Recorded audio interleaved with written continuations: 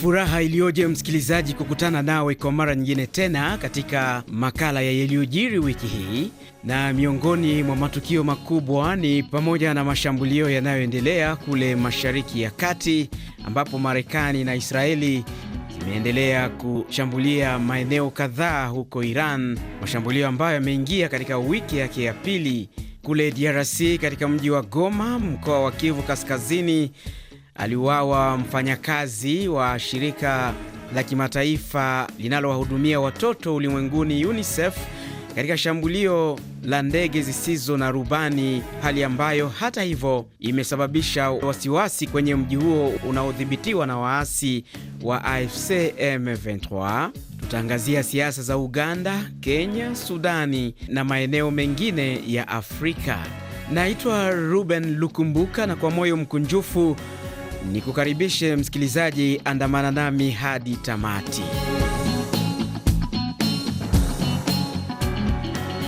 Kama nilivyokujuza, makala hii itaangazia kwa sehemu kubwa kinachoendelea huko Mashariki ya Kati, ambako mashambulizi ya Marekani na Israeli yameendelea huko Iran tangu mwanzoni mwa juma hili, huku baraza la maulamaa katika nchi ya Iran mwanzoni mwa juma hili lilimchagua mtoto wa Ali Khamenei, Mojtaba Khamenei, kuwa kiongozi mpya wa juu wa kidini kumrithi baba yake aliyeuawa katika mashambulio ya mwanzo yaliyofanywa na Marekani na Israeli.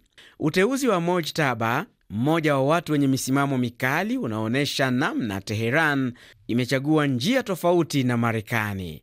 Mojtaba ni nani hasa? Emmanuel Makundi hapa anamwangazia kwa urefu. Mojtaba Khamenei alizaliwa Septemba 8 mwaka 1969 huko Mashhad na ni mtoto wa pili wa Al Khamenei. Uteuzi wake unakuja ikiwa ni wiki moja imepita tangu Marekani na Israel zianzishe vita dhidi ya taifa hilo la Kiislamu. Mojtaba mara nyingi anatajwa kama mtu msiri, na wakati huo huo anatajwa kuwa mmoja wa watu wenye ushawishi mkubwa katika utawala wa nchi, ambapo pia anajulikana kuwa na uhusiano wa karibu na kikosi chenye nguvu cha walinzi wa mapinduzi ya Kiislamu, ambacho wengi wanaamini ndicho kinachofanya maamuzi ya nchi. Mojtaba ambaye amekuwa nyuma ya pazia katika uongozi wa taifa hilo na wala hajawahi kushika wadhifa wowote wa ofisi ya umma, anaelezwa kuwa na ushawishi mkubwa ndani ya mabaraza yanayofanya maamuzi na hasa kikosi cha mapinduzi RGC. Ushawishi wake ulianza kuonekana zaidi katika uchaguzi wa rais wa mwaka 2005, ambapo kiongozi huyo anadaiwa alimsaidia Mahmoud Ahmadinejad kutoka kikosi cha RGC kumshinda aliyekuwa rais wa nchi hiyo Akbar Hashemi Rafsanjani. Kufuatia uteuzi wake, baraza la wataalamu limewataka raia wa Iran kusimama nyuma ya kiongozi wao mpya, licha ya kuwa anaonekana kuwa ni kiongozi atakayeendeleza urithi wa baba yake dhidi ya mataifa ya Magharibi. Katika hatua nyingine, Iran imeapa kuifanya Marekani ijutie uamuzi wa kuishambulia nchi hiyo, Teheran ikisisitiza kuwa itaendelea kuushika mateka mlango wa bahari wa Hormuz, wakati huu bei ya mafuta ikiendelea kupanda duniani. Katika taarifa yake ya kwanza iliyosomwa kupitia televisheni ya taifa, kiongozi wa mpito Mojtaba Khamenei alisema nchi yake italipiza kisasi kwa mauaji yaliyofanywa na Israeli na Marekani. Hata hivyo, balozi wa Iran kwenye Umoja wa Mataifa Amir Saed Iravani juma hili alitetea uamuzi wa nchi yake kudhibiti mfereji wa Hormuz. As long as the council fails, ikiwa baraza la usalama litashindwa kutimiza wajibu wake, Iran haina chaguo lingine ila kutumia haki yake ya asili ya kujilinda chini ya mkataba wa Umoja Mataifa na sheria za kimataifa. Iran inaheshimu kikamilifu na inabaki kujitolea kwa kanuni za uhuru chini ya sheria za bahari. Hata hivyo, hali ya sasa katika eneo hilo, ikiwa ni pamoja na katika mlango bahari wa Hormuz, si matokeo ya utekelezaji halali wa Iran wa haki yake ya kujilinda. Badala yake ni matokeo ya moja kwa moja ya vitendo vya Marekani vinavyovuruga utulivu katika kuanzisha uchokozi dhidi ya Iran na kudhoofisha usalama wa kikanda. Huku hayo yakijiri namna hiyo, katika hotuba yake ya kwanza tangu nchi yake ianze kushambulia Iran na kundi la Hezbollah nchini Lebanon, waziri mkuu wa Israeli Benjamin Netanyahu yeye alisema operesheni ya pamoja na Marekani imefanikiwa, huku akiwataka raia wa Iran kujikomboa toka kwa utawala wa kimabavu. Benjamin Netanyahu: Ndani ya muda mfupi tulimuondoa mtawala wa kidikteta Khamenei pamoja na viongozi wakuu katika utawala wa kigaidi. Tulimuondoa dikteta wa zamani na dikteta mpya. Mujitaba, kibaraka wa ulinzi wa mapinduzi, hawezi kuonyesha hata uso wake hadharani. Nawaambia watu wa Iran, wakati wa kutengeneza njia mpya na uhuru inakaribia. Tutasimama na nyinyi, tutawasaidia, lakini mwisho wa siku inategemea na nyinyi. Maamuzi yako mikononi mwenu. Kauli ya Netanyahu imekuja wakati huu Iran ikiendelea kurusha makombora mfululizo kulenga miji ya Israeli pamoja na kambi za jeshi la Marekani kwenye nchi za Ghuba. Katika hatua nyingine, Trump Jumatano ya juma hili alionya kwamba iwapo Iran itazuia usafirishaji wa mafuta katika eneo la bahari la Hormuz, itashambuliwa tena kwa nguvu zaidi. Donald Trump: kwa kushirikiana na washirika wetu Israel, tunampiga adui kwa kuonyesha ustadi mkubwa wa kiufundi na nguvu ya kijeshi. Uwezo wa ndege zisizo na rubani na makombora ya Iran umebomolewa kabisa. Jeshi la wanamaji limetoweka, limelala chini ya bahari. Meli 46 zimeangamizwa. Unaweza kuamini? Tayari tumeshinda kwa njia nyingi, lakini hatujashinda vya kutosha. Tunasonga mbele kwa malengo zaidi kuliko hapo awali ili kupata ushindi wa mwisho ambao utakomesha hatari hii ya muda mrefu mara moja. Hata hivyo, rais wa Ufaransa Emmanuel Macron yeye alisema hakuna ushahidi unaothibitisha madai ya Marekani kuwa mashambulizi yake na Israeli yameharibu zaidi ya 90% ya silaha zake. Macron alitangaza nchi za Ulaya kutoa mapipa ya mafuta zaidi ya milioni 170 kupunguza makali ya uhaba wa nishati hiyo kutokana na vita ya Irani. Serikali imempa kila mmoja jukumu lake. Nimesikia kila mmoja akitoa mapendekezo yake na ni jambo jema. Kikubwa inabidi kuwe na bei itakayokubaliwa na dunia nzima. Sharti la kwanza ni kuwe na kusimama kwa mapigano na kufunguliwa kwa mlango wa bahari wa Hormuz na kuimarisha usalama wake kama ambavyo inaandaliwa. Jambo la pili ni kuatia moyo wale wote wanaoweza kuzalisha zaidi, kuepuka usumbufu wowote wa soko unaotokana na tabia isiyofaa ambayo ingesababisha baadhi kupunguza mauzo ya nje au kambi za biashara za kimataifa, na kutekeleza uingiliaji kati wa kiufundi.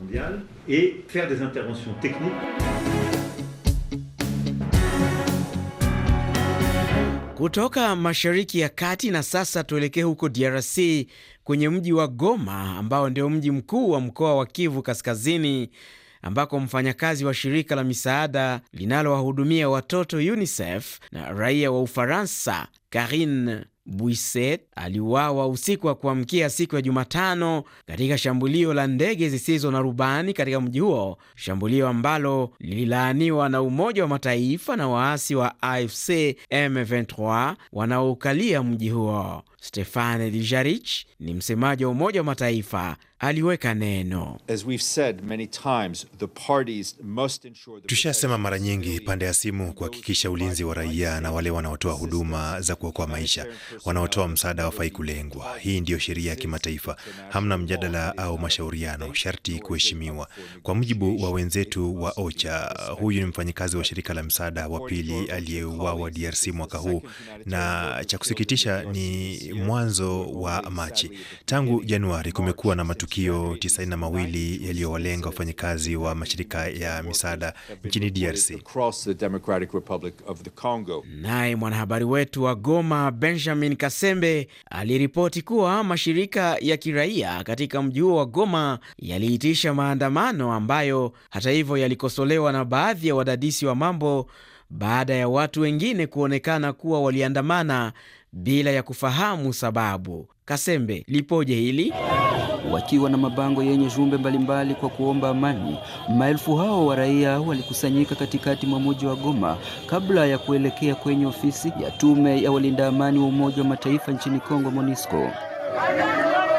Kwa mujibu wa waandamanaji hao, hatua hiyo inachochewa na wito kutoka kwa baadhi ya makundi ya kiraia wakisema kuwa ni wakati wa kukomesha mashambulizi ya droni kwenye miji na vijiji hapa mashariki mwa Kongo. Tunaandamana sababu ya kudenonsa hiyo mabombardement ya drone ambayo inaua watu. Tunalomba tu amani. Tunalomba amani sana kwa wakati Lombo. Ikiwa wamoja walikuwa wakitembea kwa mguu, wengine waliamua kuandamana kwa pikipiki, lakini bila ya kufahamu kinachoendelea hapa. Maandamano haya yanakuja siku moja tu baada ya shambulio la ndege isiyo na rubani ambalo lilitokea katikati mwa jiji la Goma na kugharimu maisha ya watu watatu, ikiwemo mfanyakazi wa shirika la UNICEF, raia wa Ufaransa. Benjamin Kasembe, Goma, RFI Kiswahili. Kutoka DRC na sasa tuelekee nchi jirani, tuingie katika jiji kuu la Brazzaville ambao ndio mji mkuu wa Kongo. Jumapili raia watajitokeza kuchagua rais, wakati huu kiongozi wa sasa Denis Sassou Nguesso mwenye umri wa miaka 82 akiwania kwa muhula wa 5, ambapo atapambana na wapinzani wengine 6. Carol Korir na taarifa zaidi. Nguesso ambaye ameongoza nchi hiyo kwa miongo 4 atakuwa anapeperusha bendera ya chama tawala cha Leba. Baadhi ya wapinzani wake ni mbunge wa zamani Mabio Mavungo Zinga anayeongoza muungano wa upinzani. Wengine ni Joseph Kinyumbi Kia Mbungu wa Lashen, mtaalamu wa uchumi Ephraim Dev Mafula, Gave Elengo Mele Desta wa Republican Movement, Nganguya Engambe Angwez wa PAR na Vivier Rome. Wapinzani wawili kati ya 6 hao wanasemekana kususia kura ya Jumapili. Waziri mkuu wa zamani wa Burundi Jenerali Alain Guillaume Bunyoni, ambaye anatumikia kifungo cha maisha gerezani kwa jaribio la mapinduzi, Jumatano ya wiki hii aliachiwa kwa sababu za kiafya, vyanzo vya mahakama na familia yake vililiambia shirika la habari la AFP. Mwanahabari Daniel Kimani anatufahamisha zaidi. Bunyoni ambaye kwa wakati mmoja alikuwa mwanasiasa mwenye nguvu katika taifa hilo, alihudumu kama waziri mkuu kuanzia mwaka 2020 hadi mwaka 2022, wakati alipofutwa kazi siku chache kupita tangu Rais Evariste Ndayishimiye atoe madai kwamba kulikuwa na jaribio la mapinduzi. Mashirika yake za kibinadamu yalidai kuwa hali ya kiafya mwanasiasa huyo ambaye anasumbuliwa na ugonjwa wa kisukari ilizidi kuwa mbaya gerezani kutokana na kukosa dawa, na pia alianza kupooza na kushindwa kuongea.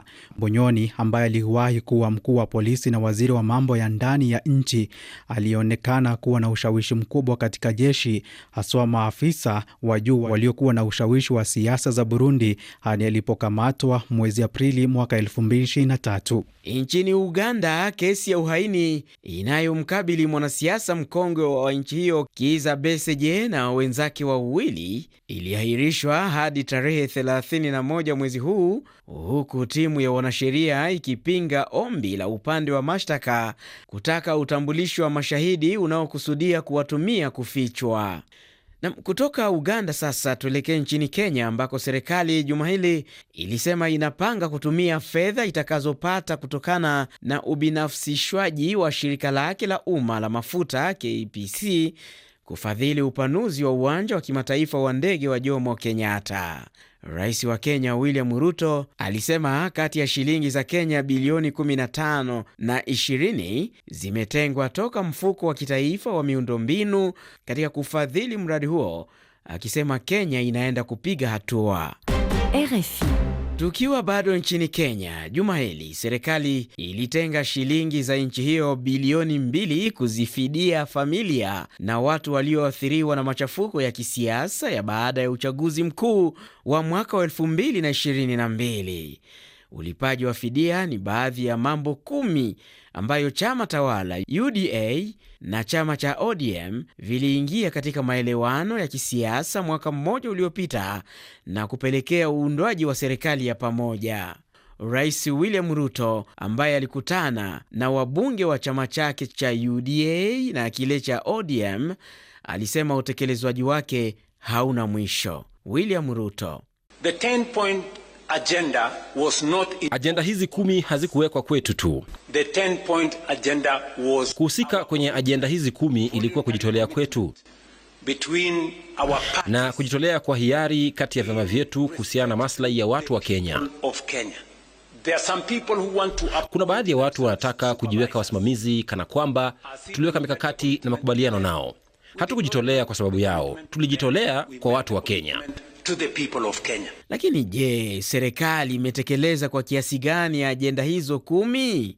Dismas Mokua ni mchambuzi wa siasa za Kenya. Hapa anatoa mtazamo wake akiwa jijini Nairobi nchini Kenya.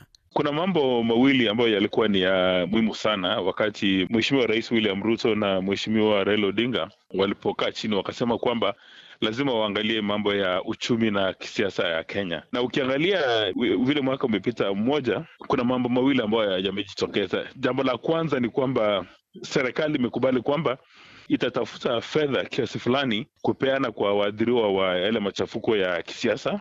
Alafu jambo la pili, wamesema kwamba rasilimali za Kenya zitapeana kwa wananchi, kwa ile maana kwamba kila mwana Kenya aone kwamba amefaidhika na zile hela za serikali. Vita dhidi ya ufisadi, ujumuishwaji ulio sawa katika serikali ni baadhi ya mambo mengine ambayo yapo kwenye mkataba huo. Wiki hii jeshi la Sudan Kusini lilitangaza kuuchukua tena mji wa kimkakati wa Aboko ulioko kaskazini mwa jimbo la Jonglei kutoka kwa wapiganaji wa upinzani baada ya kuanzisha mashambulio yake, viliripoti vyombo kadhaa katika nchi hiyo. Msikilizaji, nchini Sudan raia 13 waliripotiwa kuuawa katika shambulio la ndege zisizo na rubani kwenye mpaka wa Adre kati ya nchi hiyo na Chad, vyanzo mbalimbali vilithibitisha. Kufuatia tukio hili na mashambulizi mengine yaliyopita, Umoja wa Mataifa kupitia msemaji wake Stefan Dujarric ulilaani na kuzitaka pande husika kutoshambulia raia na maeneo muhimu. Na katika mataifa ya Afrika Magharibi na Kaskazini, tukipiga tochi yetu huko Senegal, ni kwamba wabunge walipitisha sheria mpya ambapo sasa watu watakaoshtakiwa na kupatikana na hatia ya kujihusisha na mapenzi ya jinsia moja watafungwa jela miaka 10 kutoka 5. Aidha, kwa mujibu wa sheria hii mpya ni kwamba kiwango cha faini kimeongezeka hadi franka za nchi hiyo milioni 10. Ismael Uone, mbunge kutoka chama tawala cha PASTEF, anaeleza sheria hiyo kwamba imebadilishwa baada ya shinikizo za wananchi wa Senegal. Kwa miaka 2 sasa tumekuwa tukipata shinikizo kubwa kutoka kwa wananchi wakituambia kwamba tuliwaahidi kwamba tutapitia upya sheria hii ambayo nataka ibadilishwe. Wengine wametulaumu na kutuambia kwamba tumefanya taratibu sana. Nisema kwamba hatuishi na watu wanaojihusisha na mapenzi ya jinsia moja kwenye jamii yetu, lakini vitendo hivyo haviendani kabisa na ni kinyume na utamaduni na mila zetu. Hata hivyo, hatua hii imeshutumiwa na watetezi wa haki za binadamu wa ndani na nje ya nchi hiyo. Huko Burkina Faso ni kuwa wanajihadi wanaoshirikiana na magaidi wa Al-Qaeda waliwaua watu 38 na kuwateka wanawake 9 kwa kipindi cha mwezi mmoja uliopita, zilisema ripoti za mashirika ya kutetea haki za binadamu. Florence Kivuva anaeleza zaidi. Shirika la kimataifa la kutetea haki za binadamu la Human Rights Watch linasema wanajihadi hao waliwaua watu hao kati ya Januari 29 hadi Februari 22 katika matukio 3 tofauti nchini Burkina Faso. Mashuhuda 10 wakiwemo wanahabari na wanaharakati wa kutetea haki za binadamu wameshuhudia mauaji na mateso ya raia wa kawaida mikononi mwa wanajihadi hao. Januari tarehe 29, wanajihadi wa Jenim waliwateka wanawake 9 kaskazini mwa kijiji cha Sole wakitishia kuwabaka na kuwaua kabla ya kuachia huru siku iliyofuata. Makundi ya kijihadi yameendelea kutatiza usalama wa Burkina Faso katika miaka ya hivi karibuni, pamoja na eneo la Sahel pamoja na nchi jirani kama Benin. Jeshi lilichukua madaraka mwaka 2022 na kuahidi kumaliza wanajihadi nchini humo, lakini mpaka sasa hilo halijafanyika. Na kiongozi wa kijeshi nchini Madagascar, Kanali Michael Randrianirina alimfuta kazi waziri wake mkuu na kulivunja baraza lake la mawaziri aliloliteua baada ya kuchukua madaraka miezi mitano iliyopita baada ya maandamano ya vijana maarufu kama Gen Z nchini humo.